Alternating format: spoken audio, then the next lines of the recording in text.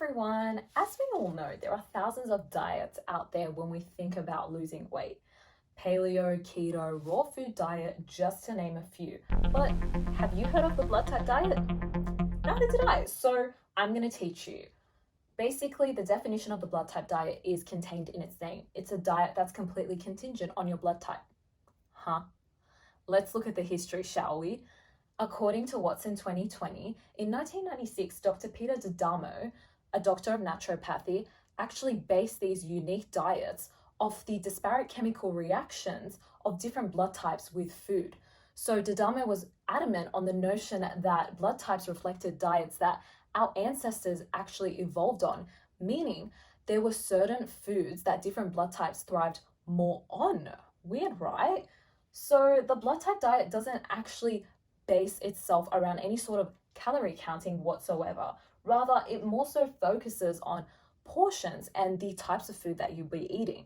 This can obviously vary according to gender, weight, and another multitude of factors. Hammond 2013. So let's see what our ancestors actually ate. I'm kind of interested, aren't you?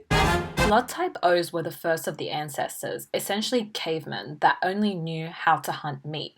They're also referred to as the hunter, which requires a rich in protein diet such as fish, chicken, meat, fruits, and vegetables. However, legumes and dairy should not be consumed. After blood type O came blood type A, known as the cultivator, and is expected to have a purely vegetarian-based diet, which is filled with vegetables, tofu, nuts, seeds, grains, and fruits, but no red meat, seafood, poultry, dairy, oils, which are all actually considered as toxic for type A. Now, type B was known as the nomad and should eat meat, however, no chicken or pork. They can have plants and dairy, but no tomatoes, corn, and wheat should be consumed.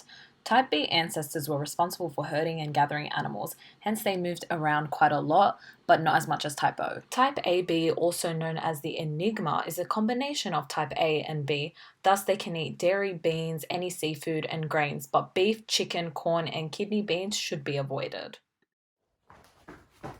Alrighty, that's enough talk about food. Let's focus on the physical activity component of the blood type diet. Now, as a blood type O person, I will be consuming a heavily protein-based kind of diet. This means I will definitely have more energy. Hence, my recommended physical activities will be weights or running on the treadmill, very intense cardio. Whatever consumes a lot of energy is suitable for this blood type. Whereas blood type A highly vegetarian diet, would be more low intense activities such as yoga or Tai Chi, which is just a martial arts kind of activity. Now, type B is kind of in the middle. We've got activities such as cycling, tennis, walking. They're all considered moderate level activities. And type AB, lucky last, will be a combination of A and B. So we've got cycling, yoga, Tai Chi, and walking, which will all be effective activities for this blood type. And physical activity at the end of the day helps facilitate the effects of the diet.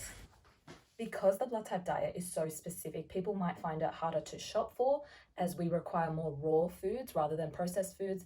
It might be harder to obtain the right nutrients. For example, type A is a highly vegetarian diet, so you may have to resort to some supplements, and it doesn't allow any room for personal preference. For example, if I'm type O and I don't like meat, well, I'm kind of screwed, aren't I? Let's have a closer look at how food actually gets processed in our bodies. Basically, everything we consume can be classified in three major classes: proteins, carbohydrates, and fat. Whenever you eat food, it goes on one heck of an adventure to actually be of benefit to you. When food enters the mouth, as you chew, saliva not only lubricates the food but releases enzymes that kickstart chemical digestion. This pile of mush called the bolus is pushed down the esophagus by the contracting of muscles known as peristalsis and arrives into the stomach. Now this is where the fun stuff happens. The bolus is churned in the acidic environment of the stomach. This breaks down the food even more, and the acidity kills off any harmful microorganisms and is moved to the small intestine as chyme. Now right before this, the pancreas secretes sodium bicarbonate, which is basic enough to neutralize the chyme, and bile is also added to help digest fats. So now absorption can begin. Thousands of microvilli work their magic and absorb about 90% of important nutrients and shoot them into your bloodstream to deliver them to any cells requiring energy. What's left passes through the large intestine where mainly water, minerals, and vitamins are absorbed, and anything that was missed by the small intestine, leaving just waste to be excreted. But what happens when we have extra energy? Well, if there's extra glucose, that gets stored as glycogen. But what if this gets full? The excess glucose now would turn into fat by the liver and be stored in adipocytes. Same story for too much protein. It will also be stored in adipocytes as fat, and obviously excess fat will be stored in adipocytes. The whole purpose of the blood type diet is to help people with different blood types digest food more efficiently and ultimately lead to weight loss. There would definitely be a difference in metabolizing, say, a vegetable and a piece of meat. Since meat contains a lot of protein, which is far more complex than vegetables, it would take a lot longer to digest, whilst vegetables would pass through your system quite quickly due to the high fiber. Another possible source of some weight loss with this diet is because it can be very restrictive by not allowing you to eat any processed foods or any simple carbohydrates. And at the end of the day, excess of any macronutrient will eventually be stored as fat. There is no actual scientific evidence that connects blood types with different digestion patterns.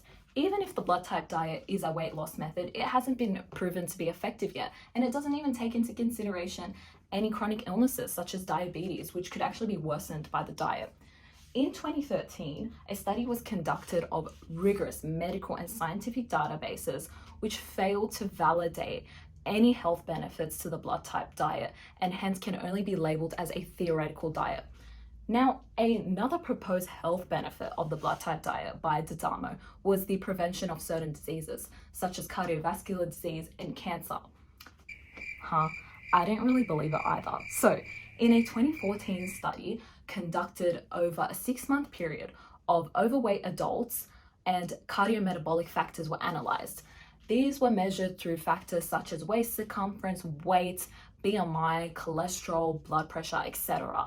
And what was concluded was that yes, there were health benefits to the blood type diet. However, they were completely independent of blood type, hence once again reiterating that the blood type diet is not validated by science. Now, one of the many side effects to the blood type diet would actually be certain deficiencies and lack of vitamins.